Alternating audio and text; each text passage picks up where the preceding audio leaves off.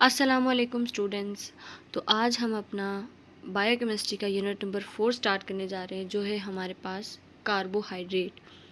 अब आज के इस टॉपिक में हम लोगों ने क्या क्या डिस्कस करना है। हम लोगों ने जो मेन चीज़ है वो सबसे पहले समझना है कि कार्बोहाइड्रेट है क्या, उसका स्ट्रक्चर, प्रॉपर्टीज़ और फंक्शन हम लोग इस वीडियो के अंदर पढ़ेंगे।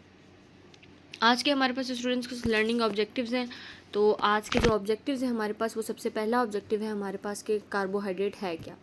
सबसे पहले हमने ये जानना है, फिर उसके बाद है कि जनरल स्ट्रक्चर क्या है कार्बोहाइड्रेट का, कार्बोहाइड्रेट की क्लासिफिकेशन क्या है, मोनोसेक्राइड, डाइसेक्राइड, पॉलीसेक्राइड, ओलिगोसेक्राइड्स ये क्या है। उसके बाद बायोलॉजिकल सिग्निफिकेंस ऑफ कार्बोहाइड्रेट, ये भी हम लोगों ने इस यूनिट के अंदर डिस्कस करना है।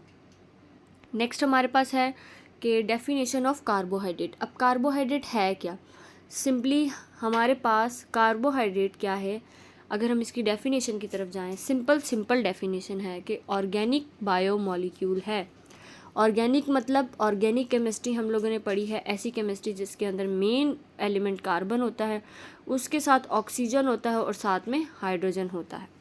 अब यहाँ पर हमारे पास कार्बोहाइड्रेट भी क्या है, एक ऑर्गेनिक बायोमॉलिक्यूल है जो मिलकर बना है कार्बन, हाइड्रोजन और ऑक्सीजन के साथ। अगर हम इसकी जनरल रिप्रेजेंटेशन देखें कि इसकी रिप्रेजेंटेशन क्या है, तो हमारे पास इसकी जनरल रिप्रेजेंटेशन है CH2O और N रिप्रेजेंट करता है नंबर ऑफ एटम, कितने एटम किस में मौजूद हैं। फॉर सपोज अगर हम कहें कि हमारे पास कार्बन 2 हैं, यहाँ पे जो नंबर ऑफ एटम है वो है 3, कितने हो जाएंगे 3। तो ये जो 3 होगा वो मल्टीप्लाई होगा कार्बन के साथ भी। 1 कार्बन है तो 1 को मल्टीप्लाई करेंगे 3 के साथ, तो 1 3 ज़ा 3, और 2 को जब हम मल्टीप्लाई करेंगे इस 3 के साथ, 2 3 ज़ा 6, और प्लस ऑक्सीजन को हम 3 से मल्टीप्लाई करेंगे तो ऑक्सीजन 1 है, 1 3 ज़ा 3। तो ये रिप्रेजेंटेशन बनती है इस n का, मतलब ऐसा है जितने भी नंबर दिए जाएंगे उसको हम मल्टीप्लाई कर देंगे ब्रैकेट के साथ। उसके बाद है कि जो कार्बोहाइड्रेट है ना, उनको हम सेक्राइड्स भी कहते हैं और हम उनको शुगर भी कहते हैं। एग्जाम्पल हमारे पास है कि जो हम डाइटरी ग्लूकोज ले रहे होते हैं वो क्या है, हमारे पास कार्बोहाइड्रेट है। फ्रक्टोज है, सक्रोज है, ये चीज़ें किस में पाई जाती हैं, ये सब कार्बोहाइड्रेट्स हैं। उसके बाद इसका मेन फंक्शन क्या है, सबसे पहला फंक्शन है कि ये हमें देता है एनर्जी सोर्स। जो कार्बोहाइड्रेट है ना, वो हमारे पास क्विक सोर्स ऑफ एनर्जी है। हमारी बॉडी सबसे पहले जो एनर्जी हमें दी जाती है वो कार्बोहाइड्रेट से दी जाती है। हमारे बहुत सारे वाइटल ऑर्गन्स हैं जो कार्बोहाइड्रेट को एज अ एनर्जी यूज़ करते हैं, जैसे कि हमारे ब्रेन सेल्स, किडनी के मेड्यूला हो गए, हमारे RBCs, ये हम सबसे ज़्यादा इनको किसकी नीड होती है, ग्लूकोज की होती है। उसके बाद स्ट्रक्चरल सपोर्ट। अब स्ट्रक्चरल सपोर्ट का मतलब क्या है कि हमारे पास जो कार्बोहाइड्रेट है ना, वो स्ट्रक्चरल रोल प्ले करता है किन किन चीज़ों में, तो वो हम देखते हैं। सबसे पहले हमारे पास स्ट्रक्चरल रोल किस में प्ले करता है, अगर हम प्लांट्स में देखें तो प्लांट्स हमने पढ़ा है कि प्लांट्स के पास एक सेल मेम्ब्रेन होती है और सेकेंड उसके पास एक लेयर होती है जिसको हम सेल वॉल का नाम दे रहे होते हैं। क्या होती है, सेल वॉल। ये जो सेल वॉल होती है ना, ये मिलकर बनी हुई होती है सेलुलोज से। सेलुलोज अब प्लांट्स को क्या करता है, और ये वाली जो लेयर होती है ना बहुत हार्ड होती है। आप लोगों ने देखा होगा कि जो स्टेम होता है ट्री का वो कितना ज़्यादा हार्ड होता है, और वही स्टेम जो होता है वो सपोर्ट प्रोवाइड करता है प्लांट को ताकि वो स्टैंड रहे। तो ये क्या है, स्ट्रक्चरल सपोर्ट है जो कार्बोहाइड्रेट प्रोवाइड कर रहा है। उसके बाद अगर हम देखें तो हमारे पास एक और एलिमेंट होता है इंसेक्ट्स के पास। कुछ हमारे पास ऑर्गेनिजम्स होते हैं जिनके पास एक पाई जाती है एलिमेंट जिसको हम काइटिन बोलते हैं। अब ये काइटिन क्या करता है, ये रोल प्ले करता है एक्सोस्केलेटन में। एक्सोस्केलेटन प्रोवाइड करता है स्किन को, ये एक्सोस्केलेटन प्रोवाइड करता है इंसेक्ट को प्रोटेक्शन भी प्रोवाइड करता है इससे, और उनको सेफ भी रखता है। उसके बाद हमारे पास क्या है, ये बहुत ज़्यादा स्ट्रॉन्ग होता है लेकिन इसका वेट बहुत ज़्यादा कम होता है। और दूसरी बात, नंबर 3 पे अगर हम देखा जाए तो किसको स्ट्रक्चर प्रोवाइड कर रहा है, हम लोगों ने बैक्टीरिया की सेल वॉल के बारे में पढ़ा है जो किससे मिलकर बनती है, पेप्टाइडोग्लाइकन से। ये याद रखिएगा किससे मिलकर बनती है? पेप्टाइडोग्लाइकन से। Peptide mean protein, glycan mean carbohydrate. ये एक कॉन्जुगेटेड मॉलिक्यूल है, दो चीज़ों से मिलकर बन रहा है और ये क्या करता है? बैक्टीरिया को एक सपोर्ट और स्ट्रक्चर प्रोवाइड करता है। नंबर 3 पे आ जाता है स्टोरेज। अब जो अगर हम स्टोरेज की बात करें तो हमारे पास कार्बोहाइड्रेट एनिमल्स और प्लांट्स दोनों में स्टोर किया जाता है। एनिमल्स के अंदर अगर हम बात करें तो जो ग्लूकोज है वो in the form of glycogen, ये ग्लूकोज है, इसको in the form of glycogen store करते हैं। हमारे लिवर सेल्स के अंदर, मसल्स के अंदर ये सब स्टोर होता है जाके। उसके बाद अगर हम प्लांट्स के अंदर देखें तो in the form of starch. Glucose plant के अंदर सेव होता है स्टार्च की फॉर्म में। अब ये MCQs पॉइंट ऑफ व्यू से बहुत इम्पॉर्टेंट है कि अगर ह्यूमंस के अंदर ग्लूकोज स्टोर हो रहा है तो वो कौन सी फॉर्म में होगा? ग्लाइकोजन की फॉर्म में होगा। और अगर प्लांट्स के अंदर होगा तो in the form of starch. कभी कभी आप लोगों ने आलू काटते हुए देखा होगा, अगर उसको पानी में भिगो के रख दें और उसको निकाला जाए तो उसके नीचे बहुत सारा वाइट पाउडरी शेड उसके नीचे जो है वो बैठ जाता है उस बाउल के अंदर। अगर उस पानी को अलग कर दिया जाए तो वाइट स्टार्च हमारे पास आ जाता है, जो क्या है? हमारे पास स्टोरेज फॉर्म है प्लांट्स की। उसके बाद नंबर 3 पे आ जाता है रिकॉग्नाइजेशन। अब ये वर्ड आप सबके लिए नया है कि रिकॉग्नाइजेशन का मतलब क्या है? रिकॉग्नाइजेशन का मतलब ये है कि हमारे पास जो कार्बोहाइड्रेट है वो दूसरे भी एलिमेंट्स के साथ क्या होता है? अटैच होता है। अटैच होने के बाद क्या करता है? एक मॉलिक्यूल बनाता है जो हेल्प करता है बहुत सारी चीज़ों में। फॉर सपोज हमारे पास ग्लूकोज है, ये हमारे पास ग्लूकोज था। अब ग्लूकोज ने सोचा कि चलो मैं अकेला हूँ तो मैं जाकर अपनी जोड़ी बना लेता हूँ। तो ये किसके साथ अटैच हो गया? इसने जाकर प्रोटीन के साथ अटैचमेंट कर दी। क्या कर दी? प्रोटीन के साथ अटैचमेंट कर दी। Glucose plus protein. अब बना क्या? ग्लूकोज का ग्लाइको लेंगे, क्या होगा? ग्लूकोज का GLYCO ग्लाइको। और उसके बाद हम लेंगे प्रोटीन। अब प्रोटीन का क्या लेंगे? पेप्टाइड या प्रोटीन ही लिख देंगे। अब जो एलिमेंट बना उसको हमने क्या कहा? ग्लाइको प्रोटीन का नाम दे दिया, ग्लूकोज और प्रोटीन। उसके बाद सिंपली नेक्स्ट हम चलते हैं, ये हमने बात की थी प्रोटीन के साथ। अगर यही फैट मॉलिक्यूल के साथ अटैच हो जाए, यानी ग्लूकोज को अगर हम जोड़ दें लिपिड के साथ, प्लस कर दें किसके साथ? लिपिड के साथ, तो क्या बनेगा हमारे पास? ग्लाइकोलिपिड। तो ये हमारे पास क्या बन गया? ग्लाइकोलिपिड। तो अब कंजुगेशन का मेन फंक्शन क्या है कि ग्लूकोज बाकी एलिमेंट्स के साथ क्यों जाके कंबाइन हो रहा है और रिकॉग्नाइजेशन क्यों कर रहा है। तो बच्चों इसमें इसका काम ये है कि बहुत सारे जो हमारे पास सेल हैं, तो एक सेल से दूसरे सेल के में जाने के लिए सिंपली कार्बोहाइड्रेट या प्रोटीन या लिपिड नहीं मूव कर सकता, तो उनको क्या चाहिए होता है? दूसरे मॉलिक्यूल्स का साथ चाहिए होता है ताकि वो सेल टू सेल कम्युनिकेशन कर सके। सेल टू सेल अपनी बॉडी सेल और फॉरेन सेल को डिस्टिंग्विश कर सके, यानी पता लगा सके कि कौन सा सेल उनकी बॉडी का है और कौन सा फॉरेन ऑब्जेक्ट है जो उनको नुकसान दे सकता है। तो सबसे पहले हम देखेंगे कि सेल रिकॉग्नाइजेशन में हमारी हेल्प कौन करता है। ये हमारी हेल्प करता है as a cell surface marker, यानी हमारी सेल मेम्ब्रेन के ऊपर कार्बोहाइड्रेट और प्रोटीन के कॉम्प्लेक्सेस होते हैं, कार्बोहाइड्रेट और लिपिड के कॉम्प्लेक्सेस होते हैं। अब ये दोनों क्या काम कर रहे होते हैं? इन दोनों का काम क्या होता है?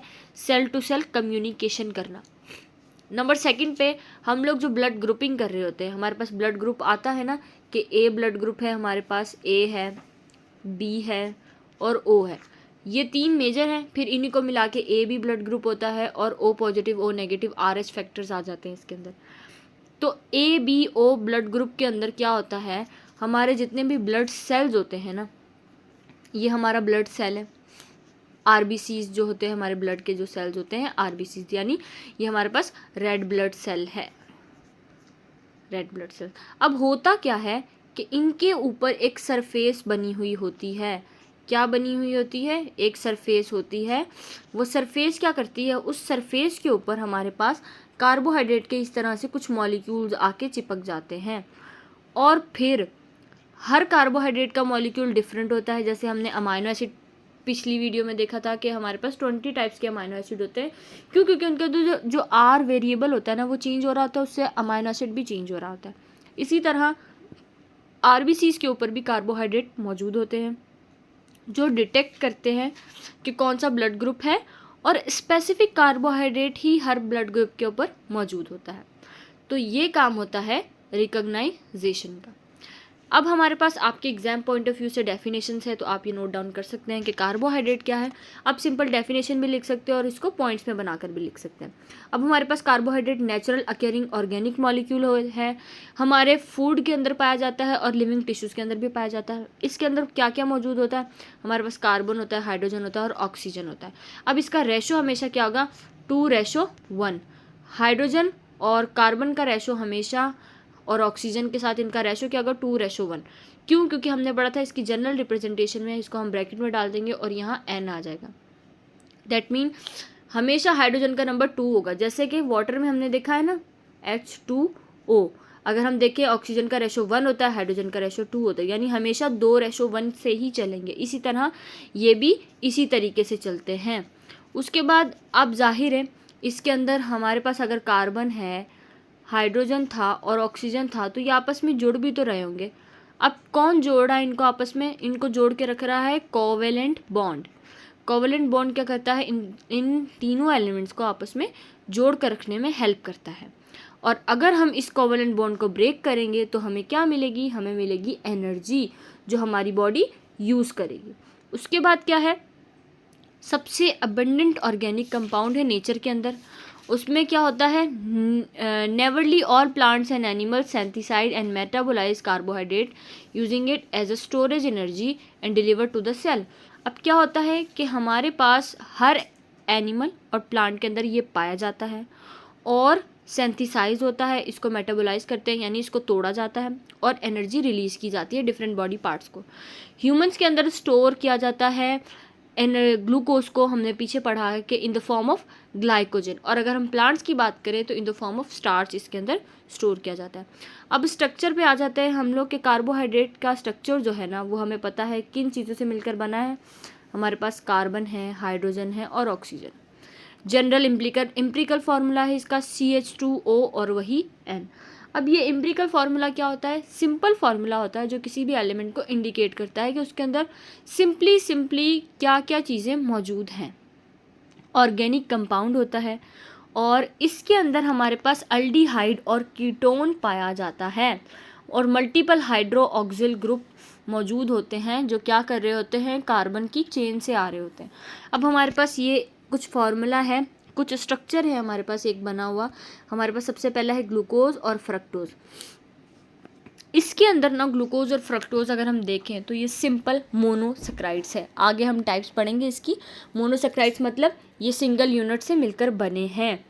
सिंगल यूनिट से मिलकर कैसे बने हैं? ग्लूकोज हमारे पास एक सिंगल यूनिट है और फ्रक्टोज भी हमारे पास एक सिंगल मोनोसेक्राइड है। एक सिंपल सा मॉलिक्यूल है। ग्लूकोज का फार्मूला हमें पता है C6H12 और O6।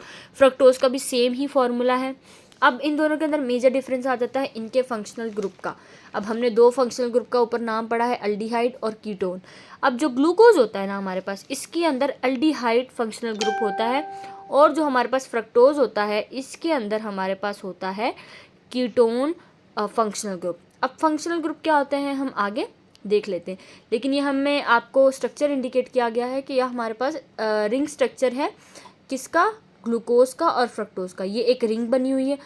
इसके अंदर देखिए अगर हम कार्बन काउंट करेंगे तो 6 होंगे, 1 2 3 4 5 6। और ऑक्सीजन काउंट कर लेंगे और H काउंट कर लेंगे तो हाइड्रोजन हमारे पास यहाँ पे 12 नंबर में होगा और जो हमारे पास ऑक्सीजन है वो जितना कार्बन होगा उसके जितना ही होगा और साथ में हमारे पास अल्डिहाइड ग्रुप होगा। अब हमारे पास स्ट्रक्चर आ गया है कि बेसिक कंपोजिशन क्या है? कार्बन, हाइड्रोजन और ऑक्सीजन है जैसे हमने देखा। उसके बाद हमारे पास इसके अंदर फंक्शनल ग्रुप्स है। अब सबसे पहले फंक्शनल ग्रुप अल्डिहाइड कीटोन को समझने से पहले हमें ये पता होना चाहिए कि फंक्शनल ग्रुप होता क्या। फंक्शनल ग्रुप एक ऐसा ग्रुप होता है जो कि एटम्स और मॉलिक्यूल से बना हुआ होता है और रिप्रेजेंट करता है मॉलिक्यूल के कैरेक्टरिस्टिक केमिकल रिएक्शन को, यानी वो जो मॉलिक्यूल है वो किस तरह से बिहेव करेगा, किस तरीके का रिएक्शन करेगा, ये हमें बताएगा फंक्शनल ग्रुप। अब हमारे पास अल्डिहाइड, कीटोन और हाइड्रोक्सिल ग्रुप लिखा हुआ है। अल्डिहाइडिक ग्रुप की अगर हम जनरल रिप्रेजेंटेशन देखें तो यहाँ पे इन्होंने लिखा है CHO, मतलब बहुत सिंपल फॉर्म में लिखा हुआ है, ऐसे कभी भी आता नहीं है। तो हमारे पास अगर इसकी जनरल रिप्रेजेंटेशन देखें तो अल्डिहाइड के अंदर सबसे पहले R होता है, यानी यहाँ ये R वाली जगह पे हमेशा कार्बन की चेन होगी एक। उसके बाद कार्बन होता है, कार्बन के साथ हाइड्रोजन सिंगल बॉन्ड होता है और ऊपर लगा हुआ होता है हमारे पास ऑक्सीजन, और ऑक्सीजन हमेशा कार्बन के साथ डबल बॉन्डेड होगा। ये जो R चेन होती है ना, ये हमें बता रही होती है कि कितने नंबर ऑफ़ कार्बन अटैच होंगे इसके साथ और कितने नंबर ऑफ़ ऑक्सीजन इसके साथ जाकर जुड़ेंगे। हमेशा ये जनरल रिप्रेजेंटेशन होती है अल्डिहाइड की कि R होगा, कार्बन के साथ ऑक्सीजन होगा डबल बॉन्डेड और हाइड्रोजन होगा, इसके एक साइड पे हमेशा हाइड्रोजन होगा। नंबर 2 डिफरेंस है इसका कि हमेशा जो हमारे पास अल्डिहाइडिक ग्रुप होगा ना, वो at the end of chain attach होगा, यानी इस R के साथ बहुत सारे हमारे पास यहाँ पे जुड़े हुए होंगे, पूरी एक चेन होगी कार्बन की, मीथेन, इथेन, प्रोपेन, ब्यूटेन, जितने कार्बन यहाँ पे अटैच होते जाएंगे उस तरीके से हम नाम देते जाएंगे। और ये हमेशा ये वाला जो स्ट्रक्चर होता है ना, ये इंडिकेट करता है अल्डिहाइड को, यानी कार्बन डबल बॉन्ड होगा ऑक्सीजन के साथ और हाइड्रोजन इसके साथ अटैच होगा। अब मेन बात क्या है कि ये हमेशा कहाँ पाया जाएगा, end of the chain, and chain के अंदर ये पाया जाएगा। और हमारे पास इसकी एग्जांपल के अंदर आता है ग्लूकोज। क्या आता है हमारे पास, ग्लूकोज, और ग्लूकोज को हम अल्डोज शुगर भी कहते हैं। कभी कभी आप लोगों के पास ये लिख कर भी आ जाएगा कि व्हाट इज़ अल्डोज शुगर, अल्डोज शुगर। तो ग्लूकोज को हम कहते हैं अल्डोज शुगर, क्योंकि ग्लूकोज के अंदर अल्डिहाइडिक फंक्शनल ग्रुप पाया जाता है। अब नंबर 2 पे आ जाता है हमारे पास कीटोनिक जो है वो फंक्शनल ग्रुप। अब कीटोन फंक्शनल ग्रुप को अगर हम देखें तो ये भी अल्डिहाइड की तरह ही होता है, लेकिन इसके अंदर मेन डिफरेंस क्या होता है कि इसके दोनों तरफ R ग्रुप होते हैं, R यहाँ, कार्बन बीच में और R इधर, यानी इस तरफ भी कार्बन की चेन अटैच हो सकती है, इस तरफ भी कार्बन की अटैच हो सकती है, और इसके साथ भी ऑक्सीजन डबल बॉन्ड होता है। और ये हमेशा जो होता है हमारे पास, जितने भी हमारे पास चेंज होंगी उसके मिडल में ही आएगा, ना एंड में आएगा ना स्टार्ट में आएगा, हमेशा उसके मिडल में लगेगा। अब हमारे पास जो फ्रक्टोज था ना, मोनोसेक्राइड, वो किसकी एग्जांपल है, फ्रक्टोज एग्जांपल है कीटोनिक शुगर की, और फ्रक्टोज को हम कीटोनिक शुगर भी कहते हैं, कीटोज शुगर। ये बात भी नोट डाउन कर लें और इसको अच्छी तरीके से समझ लें। उसके बाद हमारे पास हाइड्रोक्सिल ग्रुप आता है। हाइड्रोक्सिल ग्रुप भी हमारे पास क्या है, फंक्शनल ग्रुप है। फंक्शनल ग्रुप ये क्या कहता है, हमेशा ये हमारे पास कहीं भी पाया जा सकता है, ऑन द टॉप, साइड पे, बीच में और मिडल में। और ये क्या करता है, अल्कोहलिक, यानी ये हमारे पास जो फंक्शनल ग्रुप है O और H, इसको हम अल्कोहलिक ग्रुप भी कहते हैं, अल्कोहलिक। और ये बहुत सारे ग्लूकोज के अंदर भी पाया जाता है, अल्डिहाइड के अंदर भी पाया जाता है, कीटोन, फ्रक्टोज, पेंटोज, जितने भी हमारे पास शुगर है उसके अंदर OH ग्रुप पाया जाता है। और ये क्या करते हैं, ये जितने भी हमारे पास मॉलिक्यूल्स होते हैं उनको पोलैरिटी इंक्रीज़ करते हैं, यानी उनके अंदर नेगेटिव और पॉजिटिव पोल्स बनाने में हेल्प करते हैं। और वो पोल्स क्या करते हैं, हाइड्रोजन बॉन्डिंग की कैपेसिटी को इंक्रीज़ कर देते हैं। कैसे, अब हमारे पास ऑक्सीजन और हाइड्रोजन है, क्या है हमारे पास, अगर हम देखें तो हमारे पास ऑक्सीजन और हाइड्रोजन, ये आपस में एक दूसरे के साथ बॉन्डेड है, ये वाले बॉन्ड के साथ। अब ये जो बॉन्ड है ना, इसको हम कहेंगे हाइड्रोजन बॉन्ड, और इसके साथ जो एलिमेंट जुड़ेगा, इसके साथ जो एलिमेंट जुड़ेगा, इन लोगों की हाइड्रोजन बॉन्डिंग क्या करेगी, उसकी पोलैरिटी और उस बॉन्डिंग की कैपेसिटी को इंक्रीज़ करवा देगी। अब ये हमारे पास जनरल स्ट्रक्चर आ गया कार्बोहाइड्रेट का। अब नेक्स्ट चलते हैं, हमारे पास मोनोसेक्राइड है, डाइसेक्राइड है, और इसकी जो है हमारे पास क्लासिफिकेशन है 2 टाइप्स की, एक बेस्ड ऑन कॉम्प्लेक्सिटी और बेस्ड ऑन फंक्शन। इस टॉपिक को हम अपनी नेक्स्ट वीडियो के अंदर कवर करेंगे। आज के लिए इतना ही, थैंक यू।